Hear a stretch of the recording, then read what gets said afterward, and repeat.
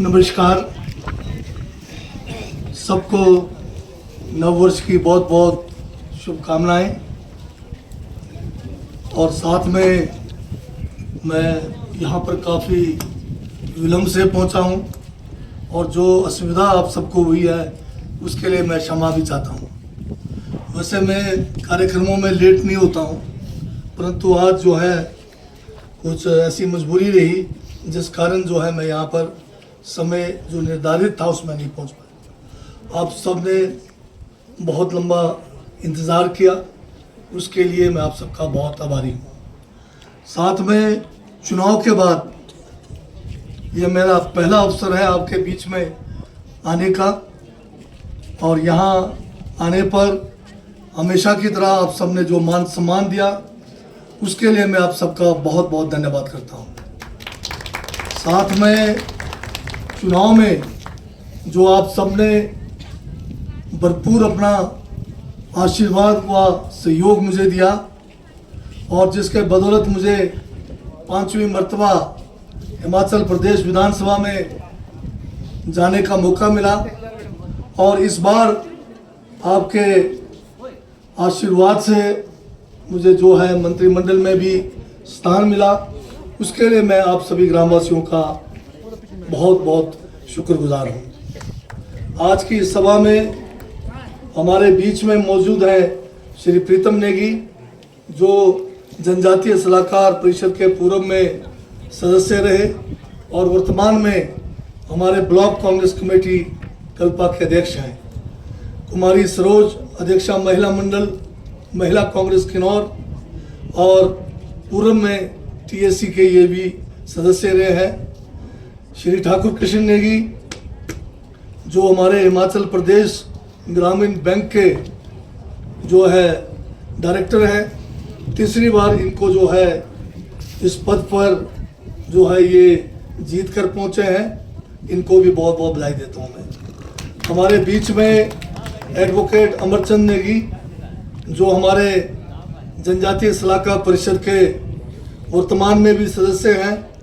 श्रीमती ललिता पंचारस, श्री जयकृष्ण नेगी, ये दोनों भी हमारे जो है वर्तमान में जनजातीय सलाहकार परिषद हिमाचल प्रदेश के माननीय सदस्य हैं। श्री रितेश नेगी, सदस्य जिला परिषद किन्नौर, श्री शरण दास, पूर्व सदस्य जिला परिषद Kinnaur, Shri Rajnand Negi, director Kinnaur district federation, Shri Kulwant Negi, हमारे हिमाचल प्रदेश इंटक के वाइस प्रेसिडेंट, श्री मानचंद नेगी, अध्यक्ष किन्नौर इंटक, श्री भागरथ नेगी, हमारे जिला कांग्रेस के महासचिव और पूर्व में रहे जनजातीय सलाहकार परिषद के माननीय सदस्य, श्री विद्यालाल नेगी, हमारे वरिष्ठ कांग्रेस के हमारे यहाँ के सदस्य, श्री बाबूराम, सचिव किन्नौर फुटबॉल एसोसिएशन, श्री दिलीप नेगी, प्रधान ग्राम पंचायत सुधारन, और यहाँ पर पंचायत के सभी उपस्थित हमारे माननीय सदस्यगण, श्रीमती वीना नेगी, पूर्व प्रधान ग्राम पंचायत सुधारन, श्री राजकुमार, पूर्व उप प्रधान ग्राम पंचायत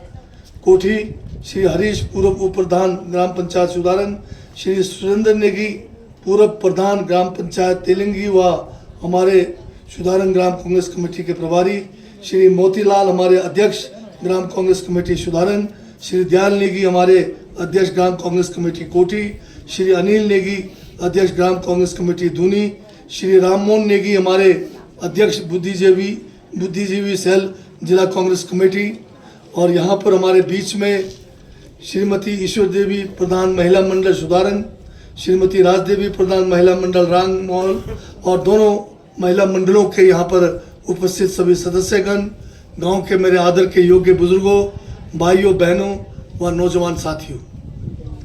अभी जब से हिमाचल प्रदेश में सत्ता परिवर्तन हुआ है, हमारे युवा मुख्यमंत्री ठाकुर सुखविंदर सिंह सुक्खू के नेतृत्व में हिमाचल प्रदेश की सरकार ने एक नई सोच लेके आगे बढ़े हैं। नई सोच यह है कि पूर्व में भाजपा की सरकार केवल जो है उधार लेकर घी पीने का काम करती रही, और भाजपा के 5 साल के कुशासन में हिमाचल प्रदेश की हर क्षेत्र में जो है विकास को जो है ग्रहण लग गया था। इतना 5 साल ये लोग कहते रहे कि डबल इंजन की सरकार है, केंद्र में भी भाजपा की सरकार, हिमाचल में भी भाजपा की सरकार, नाम दिया गया डबल इंजन की सरकार। परंतु इस डबल इंजन की सरकार ने 5 साल में हिमाचल को कम से कम 10 साल जो है पीछे कर दिया है। कोई किसी किस्म का विकास हिमाचल में नहीं हुआ।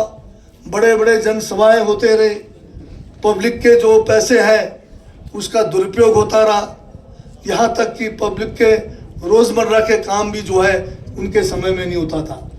केवल जनमंच के नाम से आपका जो काम होता, जो आज होना चाहिए, वो अगले जनमंच तक के लिए उसको नहीं किया जाता था।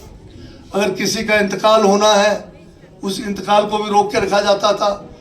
यहाँ तक कि किसी को अगर कोई किसी किस्म का प्रमाण पत्र, कोई सर्टिफिकेट चाहिए, वो भी जो है रोक के रखा जाता था। फिर कहीं जाके महीने के बाद जनमंच होता था, वो भी आपके अपने गांव से, किसी के गांव से 25 किलोमीटर दूर, किसी के गांव से उससे भी ज़्यादा दूर। और उस जनमंच में होता क्या था, वहाँ पर जो है मंत्री आते थे, बड़ी बड़ी बातें करते थे, बड़ी बड़ी घोषणाएं करते थे, परंतु जब असली मुद्दे को उठाते थे तब उनके पास कोई जवाब नहीं था। आप सबको याद होगा हमारा जनमंच यहाँ पीओ का हमारा जो मिनी स्टेडियम के अंदर हुआ था। यही सुधारंग पंचायत की प्रधान जो उस समय हमारी यहाँ पर से थी, इन्होंने यहाँ की पानी की समस्या को उठाया। तो मंत्राणी आई इधर, उनको बड़ा बुरा लगा कि प्रधान की इतनी हिम्मत कि वो पूछे कि ये पानी का काम कब तक पूरा होगा। उन्होंने ये कहा कि लिख कर देंगे मंत्री, क्या तो क्या था उसमें, लिख के दे देते, परंतु बड़ी नाराज हो गई। और उसके बाद नोतोड़ का मामला आया। उस समय के यहाँ सब डिविजनल ऑफिसर, जिनको एसडीएम कहते हैं हम, एसडीएम का प्रभार भी होता है, वो भी गुमराह करने लगे नोतोड़ के ऊपर कि फलाना सुप्रीम कोर्ट का ये केस है, फलाना। मैंने उनको बीच में टोकते हुए कहा कि किसने कहा आपको सुप्रीम कोर्ट का केस है, या फलाना कोई जहाँ पर अदालत से कोई रोक लगी है। तो मेरे साथ में बगल में बैठा हुआ मंत्री के साथ में डिप्टी कमिश्नर और एसपी आगे अगल बगल में बैठे थे। तो एक छुटभैया जिसको यहाँ पर जो है बिना चुना हुआ आदमी, जो गैर एक संवैधानिक पोस्ट पर बैठा हुआ, उसको जो है पता नहीं बीच में क्या मिर्ची लग गई, वो जो है मुझसे जो है भिड़ने बैठ गया। तो मैंने सिर्फ एक शब्द कहा कि अंग्रेजी में कहा ब्लडी फूल शट अप। वो मतलब ये कहा कि बेवकूफ आदमी चुप बैठ, तेरा काम नहीं है। परंतु उसके बाद क्या हुआ, उसके बाद हमारे लोग जो है बहुत नाराज हो गए। सब लोग जो है वहाँ से हम लोग निकल के गए मंच से। हमने कहा ये जनमंच नहीं है, ये जनमंच है, लोगों को बुला के जन कराने का काम है। और उस रोज इतना ही कुल हुआ, हमने कोई कानून नहीं तोड़ा, कोई नियम नहीं तोड़ा। परंतु 3 दिन के बाद भाजपुओं को कहीं सपना आ गया कि कुछ न कुछ तो करना चाहिए, इनकी जंड हो गई जनमंच में। वो हमारे जंड करने के चक्कर में थे, उनका उल्टा जंड हो गया। तो 3 दिन के बाद मेरे खिलाफ और मेरे साथ 10 लोग और उनके खिलाफ जो है केस बना दिया, एफआईआर दर्ज कर दिया कि मैंने जो है उस छुटभैया को जान से मारने की धमकी दी। और गवाह उसमें कौन, जो सामने मंत्री बैठी भी थी वो नहीं, साथ में एसपी बैठे हुए वो नहीं, डीसी बैठे हुए वो नहीं, वो जो पीछे बैठे हुए कोई छुटभैये थे, उनका बयान लगाकर। और पुलिस की कार्रवाई भी देखो, 161 के बयान में ये लिख दिया कि जगत सिंह ने कहा कि इसको जान से मार दूंगा। अरे मैं इतना बेवकूफ़ हूँ किसी को कहूँगा कि जान से मार दूंगा? अगर मारना होता तो मार ही लेता, पर मैं मुंह से बोल के मारने वाला आदमी नहीं हूँ। परंतु एक केस अभी चला हुआ, बाद में 10 हमारे कांग्रेस पार्टी के एक एक लोग को चुनकर जो है उसमें डाला। उन्होंने क्या किया? उन्होंने तो कुछ भी नहीं बोला। मैंने तो इतना जरूर कहा अंग्रेजी में उसको, अरे बेवकूफ चुप बैठ जा। पर इन 10 लोगों का क्या कसूर है? आज भी वो केस खड़ा है। केस तो वापस हो जाना था, परंतु एमएलए का अगर किसी केस में होते हैं तो हाई कोर्ट तक जो है उस केस को वापस लेने के लिए कानूनी प्रक्रिया से गुजरना पड़ता है। तो ये इसलिए मैं कह रहा था कि ये जो भारतीय जनता पार्टी है, इसने किन्नौर का ही नहीं पूरे हिमाचल प्रदेश का बेड़ा गर्क कर दिया। 75,000 करोड़ का कर्जा हमारे लिए छोड़ के गई। उसके ऊपर अगर हम और कर्जे लगाएं, 10,000 करोड़ जो है कर्मचारियों के टीए डीए और जो बहुत सारे और इनके जो देने थे वो लगा के तो 92,000 करोड़ के करीब हमें छोड़ के गए। फिर भी डबल इंजन की सरकार। हम नहीं कह रहे कि हमने कांग्रेस ने गारंटियां दी है। आजकल भाजपा लोग कहने लगे हुए हैं कांग्रेस ने कोई गारंटी पूरी नहीं की। हमारे जयराम जी हैं पूर्व मुख्यमंत्री, उनके पास बोलने को कुछ नहीं है, सिर्फ कहते हैं कि कांग्रेस ने गारंटी पूरी नहीं की। अरे कौन सी गारंटी पूरी नहीं की? सबसे पहला जब मंत्रिमंडल की बैठक शिमला के अंदर हुई तो कैबिनेट ने पहला काम यह किया कि जो पुरानी पेंशन योजना है उसको लागू करने के लिए फैसला लिया गया। क्या ये बहुत बड़ी गारंटी नहीं थी? और उसके बाद पहले बजट में 1,000 करोड़ रुपए बजट में प्रावधान करके 1,30,000 सरकारी कर्मचारियों को इस जो है पुरानी पेंशन योजना का फायदा पहुंचाया। क्या ये हमारी गारंटी नहीं थी? और ये जो है फिर आजकल कहने लगे हैं कि रोजगार, युवाओं को रोजगार नहीं दिया गया। युवाओं को रोजगार बीजेपी की 5 सरकार ने कितना दिया? केंद्र के अंदर मोदी जी 2014 का चुनाव कैसा जीता? उन्होंने हर जगह पर 130 जगह पे जहां पर कोई 10-10, 20-20 करोड़ का खर्चा करके इन्होंने बड़े बड़े जनसभाएं की थी। वहां पर इन्होंने ये कहा था कि हम हर साल 2 करोड़ नौजवानों को रोजगार देंगे। क्या आज 9 साल नहीं 10वां साल हो रहा है, 20 करोड़ हिंदुस्तान के नौजवानों को नौकरियां मिलनी थी, परंतु मोदी सरकार ने कौन सी नौकरियां दी है? हमारा रेलवे जो हमारा है हिंदुस्तान का, सबसे ज्यादा नौकरियां सरकारी क्षेत्र में उसमें मिलना था, परंतु रेल बेच दिया अदानी को। अब कहां है नौकरी आपके पास?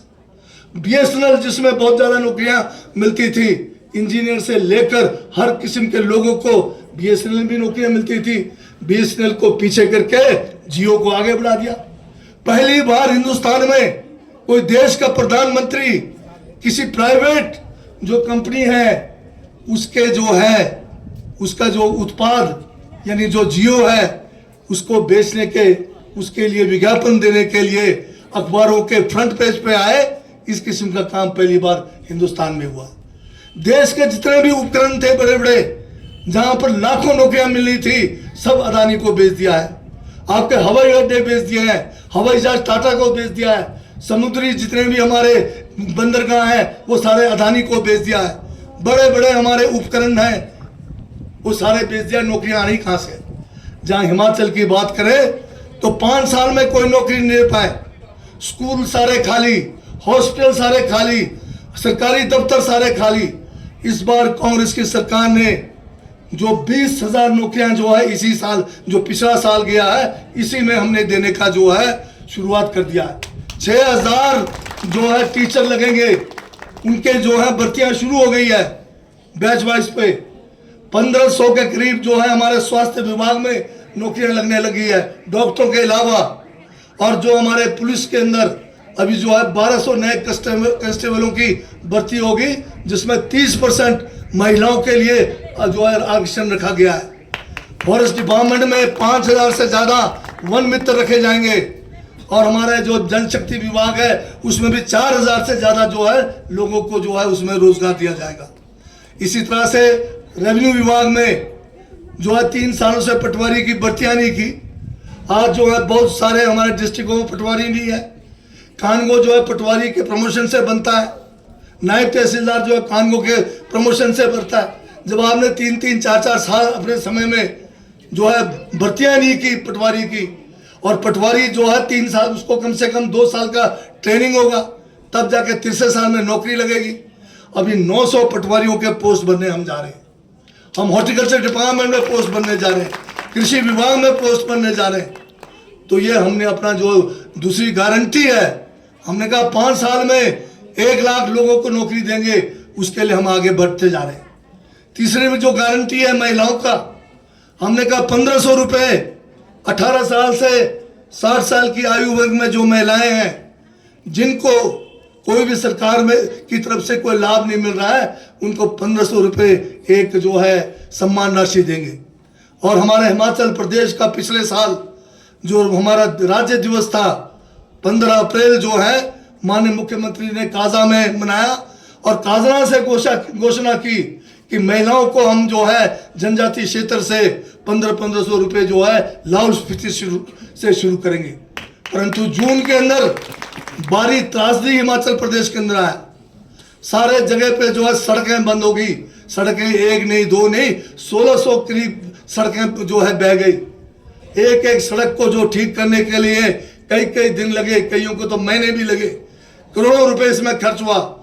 पानी की सुविधाएं जो है, पेयजल योजनाएं प्रभावित हुई, सिंचाई की योजनाएं प्रभावित हुई और बिजली विभाग का भी बहुत बड़ा नुकसान हुआ। लाइनें टूटी, ट्रांसफार्मर चले गए और ऐसे समय में 3000 से ज्यादा लोगों के मकान चले गए। जिनको जो है अपना आशियाना तो चला गया, उनको कैंपों में रहना पड़ा। 16,000 से ज्यादा लोगों के आंशिक रूप से मकान जो है ध्वस्त हुए। हजारों की तादाद में लोगों के पशुधन का नुकसान हुआ। हजारों बीघे जमीन हमारी जो है बह गई।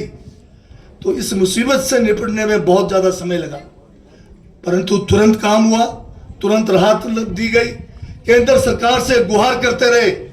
हमारे माननीय मुख्यमंत्री सुखविंदर सुक्खू 2 बार देश के प्रधानमंत्री नरेंद्र मोदी जी के पास गए कि हिमाचल जो है पीड़ा में है, हिमाचल जो है बहुत मुसीबत में है, हमें जो है तुरंत सहायता दी जाए। परंतु मोदी जी ने जो है हमें कोई राशि अभी तक नहीं दी है। 200 करोड़ रुपए केवल अगस्त महीने में आया और अभी कुछ दिन पहले 400 करोड़ रुपए और देने की घोषणा की। मात्र 600 करोड़ रुपए, वो भी समय गुजरने के बाद, और वो भी जो हमारा जो है 12,000 करोड़ का नुकसान। अगर उसमें कम से कम भी आज तक जो देते आ रहे हैं, कम से कम 2,000 करोड़ तो हमें मिलना चाहिए था। मैं हिमाचल प्रदेश के लोगों का बड़ा आभारी हूं, जो हमारे छोटे छोटे बच्चों ने जो अपना छोटा सा गुल्लक बनाया होता है, उसको तोड़ के वो पैसे भी मुख्यमंत्री राहत कोष में दिया। लोगों ने चाहे अपने पेंशन से दिया, लोगों ने जो है अपनी कमाई में से दिया। अभी कोई 230 करोड़ से ज्यादा जो है राशि हमारे लोगों ने जमा किया राहत में देने के लिए। और केंद्र की सरकार, केंद्र का जो विश्व गुरु, जिनको अपने आप को विश्व गुरु कहते हैं, 8,000 करोड़ के हवाई जहाज में जो घूमते हैं, जिनका एक दिन का कहीं भी टूर होता है तो 8-10 करोड़ से कम का खर्चा नहीं होता है, वो केवल मात्र 600 करोड़ रुपए देने की बात करते हैं। क्या हिंदुस्तान, हम जो है हिमाचल हिंदुस्तान का हिस्सा नहीं है? क्या हम केंद्र सरकार से कोई भीख मांग रहे हैं? ये हमारा अधिकार है। जो टैक्स हम देते हैं, उस टैक्स का आवंटन जो है देश के जितने भी हमारे प्रदेश हैं उनको देना जो है संवैधानिक अधिकार है। ये हमारे साथ भारतीय जनता पार्टी की केंद्र की सरकार हमारे साथ जो है बेईमानी कर रही है, हमारे साथ अन्याय कर रही है, हमारे साथ पक्षपात कर रही है। जब मोदी जी वोट का टाइम होता है तो हिमाचल प्रदेश में आएंगे, मंडी में वोट लेना होगा तो मंडी में वहां पर जो है सेफू बड़ी बनाते हैं, बड़ा अच्छा, उसकी खूब तारीफ करते हैं। जब वो हमीरपुर में जाएंगे, कांगड़े में जाएंगे तो कांगड़े की दाम के लिए तारीफ करेंगे कि इसके अंदर तो बड़ा अच्छा जो है स्वाद है। फिर सेब की तारीफ करेंगे। परंतु जब हिमाचल प्रदेश पीड़ा में है, उस समय इनको याद नहीं आता है। और हिमाचल प्रदेश के भारतीय जनता पार्टी जो हिमाचल प्रदेश में आज ऑपोजिशन में है, ठीक जो हमारा उस समय यहाँ पर आपदा आई हुई थी, जब हम लोग रात के काम में लगे हुए थे, ये मांग कर रहे थे कि विधानसभा का सेशन बुला लो। अगर विधानसभा का सेशन ऐसा समय में बुलाते तो सारा का सारा राहत का काम ठप हो जाता, क्योंकि सरकारी कर्मचारी जो रात दिन इस राहत के काम में लगे हुए, उनको विधानसभा के लिए तैयार होना पड़ता था। जब विधानसभा बुलाया गया, 3 दिन बहस हुई, हिमाचल प्रदेश को आपदा प्रदेश घोषित किया जाए, हिमाचल को केंद्र से जो है सहायता दिया जाए। बीजेपी के लोगों ने जो विपक्ष में है, उन्होंने हमारा साथ नहीं दिया। जो प्रस्ताव था कि हिमाचल को आपदा प्रदेश घोषित किया जाए, केंद्र सरकार तुरंत मदद दे, बीजेपी ने हमें साथ नहीं दिया। इसका मतलब बीजेपी केवल जो है यहाँ के लोगों का वोट लेके सत्ता सुख के लिए आते हैं, और जब हिमाचल मुसीबत में है तो हिमाचल को जो है इनसे कोई उम्मीद रखनी नहीं चाहिए। आजकल एक विकसित भारत यात्रा शुरू किया हुआ है। एक एक गाड़ी अगर आप देखेंगे, एक एक गाड़ी के ऊपर कम से कम 40-50 लाख रुपए खर्च किया हुआ है। गाड़ी भी अगर हिमाचल का होता तो ठीक है, पता नहीं कोई गुजरात का नंबर लेके चला हुआ, कोई हरियाणा का नंबर लेके चला हुआ। मैं तो चाहूँगा कि इसका भी इंक्वायरी कराना पड़ेगा, इसका रजिस्ट्रेशन है कि नहीं है। पिछले इलेक्शन में गाड़ियाँ आई बाहर से, कोई हरियाणा का नंबर, कोई गुजरात का नंबर, जब हमने पुलिस से वेरीफाई कराया इलेक्शन के दिनों में, पता लगा उसका रजिस्ट्रेशन ही झूठा है। तो इस विकसित यात्रा में है क्या नाचने के लिए हमारे पास? हिंदुस्तान का जीडीपी खत्म हो गया। हिंदुस्तान जो है बांग्लादेश और पाकिस्तान से भी गरीबी में पीछे चला गया। हिंदुस्तान जो है बेरोजगारी में, आज दुनिया में सबसे ज्यादा बेरोजगार हिंदुस्तान के अंदर है। फिर काय का विकसित भारत हो गया। तो ये एक किस्म से धोखा लोगों के साथ किया जा रहा है, और जो आम नागरिक का जो मेहनत की कमाई का पैसा है, इस किस्म के ड्रामों को करने के लिए खर्च किया जा रहा है। इतना गाड़ियां जो आज भेजा हुआ है हिमाचल के हर जो एक कोने में, पता नहीं कोई 200 से ज्यादा गाड़ियां हिमाचल में घूम रही है। इतनी गाड़ियां हमें अगर इसमें प्राकृतिक आपदा में दे देते, हम लोगों को समय पर जो है वहां पर कोई न कोई उनको राहत दे पाते। तो ये केवल वोट की राजनीति के लिए जो है इस किस्म के ड्रामे कर रहे हैं। आज देश का लोकतंत्र खतरे में है। आज देख रहे होंगे दिल्ली के अंदर 20,000 करोड़ का नया संसद भवन बनाया, जिसकी जरूरत ही नहीं थी। पुराना संसद भवन इतना बढ़िया बना हुआ, 20,000 करोड़ रुपए खर्च कर दिए, परंतु आपने देखा उसमें सुरक्षा किस किस्म की थी। क्या हो रहा है हिंदुस्तान के अंदर? बगैर विपक्ष के बिल के ऊपर बिल, कानून बनाया जा रहा है। 3 कानून बदल दिए हिंदुस्तान के। अब वो 3 कानून बदला बिना बहस के, मिनटों के अंदर हो गया। आने वाले समय में ऐसा हो जाएगा कि यहाँ पुलिस राज हो जाएगा। अब जो है आईपीसी बदल दिया, सीआरपीसी बदल दिया, एविडेंस एक्ट बदल दिया। तो ये आप अभी देख नहीं रहे। इसके जब परिणाम शुरू हो जाएंगे तब लगेगा कि हम कहाँ सोए हुए थे। आज बोलने की आज़ादी है, ये भी हमारे से छीनी जा रही है। संविधान जब बना भारत का, कांग्रेस का शासन था। देश आजाद हुआ तो कांग्रेस पार्टी थी। ये भारतीय जनता पार्टी का तो नामो निशान नहीं था। इनकी पार्टी 1950 में जनसंघ के नाम से बनी, और बाद में इन्होंने नाम बदलकर भारतीय जनता पार्टी बना दिया। ये देश के आजादी में एक भी नेता इनका नहीं था, परंतु आज देश आजाद होने के बाद देश का इतिहास बदलने लगे हुए हैं। जिन लोगों ने माफी ले लेकर अंग्रेजों से अपना पिंड छुड़ाया, आज उनको जो है वीर बनाने जा रहे हैं। उनका नाम वीर रखा जा रहा है। इतिहास में जो है लोगों को गुमराह किया जा रहा है। अभी मैं रोजगार की बात कर रहा था। हमारे किन्नौर से बहुत सारे लोग जो है सेना में जाते हैं। हिमाचल प्रदेश के हर जिलों से, कांगड़ा से, मंडी से, और हिंदुस्तान में सबसे ज्यादा अगर शौर्य जो हासिल किया है हमारी सेनाओं के अंदर, परमवीर चक्र, महावीर चक्र, हर किस्म के जो बड़े सम्मान है वो हमारे हिमाचल के जो है वीर जवानों ने लिया है। परंतु आज सेना में भी नौकरी पक्की नहीं है। अब आपको जो है अग्नि जो है वीर बना दिया, अग्निवीर। 4 साल में नौकरी छुट्टी, 4 साल के बाद 18 साल में जाएगा, 22 साल में तो नौकरी से बाहर। उसकी शादी भी नहीं हुई होगी 22 साल में, वो तो बेरोजगार हो गया। उसके साथ कौन लड़की शादी करेगी? तो इस किस्म का काम जो है हमारे देश के महान प्रधानमंत्री जी कर रहे हैं। तो इसलिए हमारा लोकतंत्र खतरे में है। इस बात को जानने की जरूरत है। ये जो टीवी है इसको देखना बंद करना पड़ेगा। एक भी टीवी चैनल देश की महंगाई के बारे में बात नहीं करता, देश की जो है बेरोजगारी के बारे में बात नहीं करता। चीन हमारा जो है सारा का सारा इलाका एक एक करके हमारे से छीन रहा है। मोदी जी सिर्फ भाषण देते हैं, ना कोई घुसा है ना कोई घुसेगा।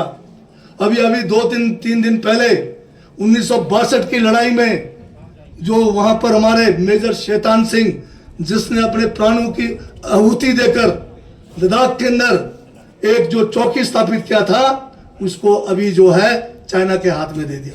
जो स्मारक बना हुआ था उसको भी तोड़ा दिया। चाइना को जो है लाल आंख दिखाने वाले आज जो है एक एक करके शहीदों के साथ भी जो है धोखा कर रहे हैं। इस बात को ध्यान देने की जरूरत है, नहीं तो ये देश दोबारा गुलाम बनने वाला, इसकी चिंता हमें करने की जरूरत है। आज यहाँ पर जिला किन्नौर के विकास की बात करना चाहता हूँ। जिला किन्नौर में हमने कोशिश की, कानून बदला, कि जिसके पास 20 बीघे से कम जमीन है उसको 20 बीघे तक सरकार की तरफ से जमीन मिलना चाहिए। और ये जो स्कीम है 1968 में हिमाचल के प्रथम मुख्यमंत्री डॉक्टर यशवंत सिंह परमार की सोच थी, जिन्होंने एक ऐसा कानून बनाया कि गरीब आदमी को हिमाचल में जमीन मिले, वो भी जमीन का मालिक बने, कुछ न कुछ इनकम उसको होगा। और उनके इस सोच के कारण हिमाचल में लाखों लोगों को भूमि प्रदान की गई। परंतु बाद के दिनों में नीचे के इलाकों में नौतोड़ बंद हो गया, हमारे जनजातीय क्षेत्रों के लिए नौतोड़ जो है जारी रखा गया। परंतु फॉरेस्ट कंजर्वेशन एक्ट 1980 के आने के बाद नौतोड़ मिलना जो है मुश्किल हो गया। फिर भी 1996 तक जब राजा वीरभद्र सिंह जी हमारे स्वर्गीय राजा साहब मुख्यमंत्री थे, ये नौतोड़ मिलता रहा। परंतु 1997 में जब सत्ता परिवर्तन हुआ, बीजेपी की सरकार आई, तो ये जो 1980 का जो कानून है फॉरेस्ट कंजर्वेशन एक्ट, इसको सख्ती से लागू किया और नौतोड़ मिलना बंद हो गया। हमने भी बहुत कोशिश की बाद के दिनों में कैसे नौतोड़ दिया जाए, परंतु पहली बार हमने 2013 में जब कांग्रेस की दोबारा सरकार बनी, राजा साहब जो है यहाँ से मुख्यमंत्री थे और देश के अंदर भी कांग्रेस की सरकार थी, उस समय हमने पहली बार जो है फॉरेस्ट कंजर्वेशन एक्ट को भारत के संविधान के प्रावधानों के तहत निरस्त करके 14 से लेकर 16 से लेकर 18 तक नौतोड़ देने का रास्ता खोल दिया। 7,500 केस किन्नौर के अंदर ज्वाइंट इंस्पेक्शन करके सक्षम अधिकारियों को नौतोड़ देने के लिए जो है प्रेषित किया गया और नौतोड़ मिलने शुरू हुए। 500 लोगों के तो जो है पट्टे जो है हमने एक ही दिन के अंदर जो है रकम पीओ के अंदर बांटे। परंतु 2017 के दिसंबर में सत्ता परिवर्तन हुआ, बीजेपी की सरकार आई, 18 तक हमने कानून बनाया हुआ था, चाहते तो सारे के सारे लोगों को नौतोड़ मिल जाते, परंतु बीजेपी की सोच है संकीर्ण सोच। वो चाहते हैं कि गरीब गरीब रहे, अमीर अमीर बने, और चोर रास्ते से सिर्फ एक व्यक्ति को नौतोड़ दिलाया, बाकी सारे के सारे नौतोड़ ठंडे बस्ते में डाल दिया। किन्नौर कांग्रेस के सभी साथियों के साथ मिलकर हमने पूरा जो है पूरे तीनों ब्लॉक में 1 महीना जो है यहाँ पर हमने सत्याग्रह किया नौतोड़ के मामले को लेकर। यहाँ पर जो किन्नौर के साथ जो अनदेखी हो रही थी उसको लेकर, और उसके बाद बड़े मुश्किल से जयराम जी के पास हम लोग मिले, हमने उनको मजबूर किया 1 साल के लिए फिर उस कानून को बढ़ाया, परंतु 1 साल बनाने के बावजूद भी एक आदमी को नौतोड़ नहीं दे पाए। जनजातीय सलाहकार परिषद जो संवैधानिक परिषद है, उसकी भी जो है पूरे 5 साल में केवल 1 मीटिंग हुई, और वो भी किन्नौर कांग्रेस के आंदोलन करने पर जनजातीय सलाहकार परिषद का जो है गठन किया गया। जो आदमी जो पार्टी जनजातीय सलाहकार परिषद तक को नहीं बनाता है, तो उससे क्या उम्मीद हो सकती थी आपको। अभी सुधारन गांव को लेकर यहाँ पर हमारे ग्राम कांग्रेस कमेटी की तरफ से बहुत सारे यहाँ पर उन्होंने समस्याओं का जिक्र किया है। मैं उन सभी को जो है मैंने देख लिया है। कुछ काम हमारे पुराने हैं, जैसे प्रधान जी कह रहे थे, कुछ चले हुए हैं, इनको गति देने की ज़रूरत है। और विशेषकर यहाँ पर पानी की बड़ी लंबे समय से दिक्कत रही है। अभी 2 करोड़ 25 लाख रुपए की खर्च करके ये पानी का जो काम है, इसको इस साल जो है गर्मियों के समय हम करेंगे कोशिश, मई और जून में कंप्लीट करेंगे, ताकि इस इलाके में पानी की कोई समस्या न रहे। और हमारा जो बोगटू नहर है, इसको भी सुधार करके सिंचाई के लिए भी भरपूर पानी मिले, उसका भी हम प्रयास करेंगे। एक जो NH से लेकर सुधारन तक रांग महल से होते हुए सड़क की बात है, ये मैंने जो है SPCL के MD को बुलाकर उनको तुरंत इस सड़क को जो है SPCL के अधीन लेने के लिए कहा है, ताकि ये एक मोटरेबल रोड जो है नीचे NH से लेकर हमारे सुधार तक पहुँचे। इसको भी हम जो है शीघ्र करने जाएंगे। बाकी कुछ एरिया में बिजली की यहाँ पर सप्लाई में या वोल्टेज में कमी है, उसको भी जो है पूर्ण दुरुस्त किया जाएगा।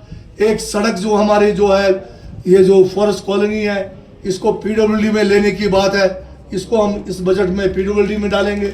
और उसके साथ में जो बीच में कोई भी और सड़क जो जोड़ने की बात है, या एक हमारा काम चला हुआ वो रुका हुआ है, ये जो हमारा ये जो शिल्टी रोड से ऊपर को जो है, इसको भी हम जो है शीघ्र करेंगे। और जो अन्य जो यहाँ पर काम रुके हुए हैं, उन सबको गति प्रदान करके सुधारन गांव को भी एक आदर्श गांव बनाने का भरपूर प्रयास करेंगे। मैं केवल इतना कहना चाहता हूं, बागवानी पे विशेष ध्यान देने की ज़रूरत है। आज जो अच्छा क्वालिटी का सेब है वही सेब बिकेगा। अब मोदी जी ने बड़ी मेहरबानी की हमारे पे। पहले 75% सेब बाहर से जो आता था उस पर टैक्स लगता था, आयात शुल्क, अब घटा के 50 कर दिया। और अभी कुछ हफ्ते पहले दिल्ली में G20 का एक सम्मेलन हुआ जिसमें बाइडेन साहब आए, प्रेसिडेंट USA के। उनके तरफ से उनको खुश करने के लिए, उस देश को खुश करने के लिए अब इन्होंने जो है सेब का आयात शुल्क जो है और घटा के 20% से नीचे ला दिया। इसका मतलब क्या होगा, अब USA का सेब थोक में आएगा, आपका जो है ऑस्ट्रेलिया का सेब थोक में आएगा, चाइना का सेब थोक में आएगा, और यहाँ तक कि अब तो ईरान से भी सेब आना शुरू हो गया है, अफगानिस्तान के रास्ते सेब आना शुरू हो गया है, यूरोप के सेब हमारे पास आएंगे। बाहर के सेब का क्वालिटी भी अच्छा है, शक्ल भी अच्छा है, कलर भी अच्छा है, रेट भी कम होगा, तो हमारे सेब को कौन पूछेगा। इसलिए हमें बेहतरीन किस्म का सेब के पौधे, सेब का नए जो किस्म है उसको तैयार करने की ज़रूरत है। मैं आपसे ये कहना चाहता हूँ कि आप बाहर बिना पता किए, आजकल लोग आ रहे हैं, कोई कहेगा फॉरेन इटली से ला के दूंगा, इटली से जो ला के देगा उसको 1 साल का जो कानून के हिसाब से उसको क्वारंटीन में अपने पास रखना पड़ता है, कहीं नर्सरी में डालकर। उसमें बीमारी है या नहीं है, या वो असली किस्म का सेब है या नहीं है जिसको आपकी गारंटी दे रहा है, उसको यूनिवर्सिटी से सर्टिफाई करना पड़ता है। या कोई जम्मू कश्मीर से लेके आ रहे लंबे लंबे पेड़, आप सोचते हैं बढ़िया है, आपको कहेगा कि गाला सेब है, बाद में निकलेगा पता नहीं कौन सा किस्म का।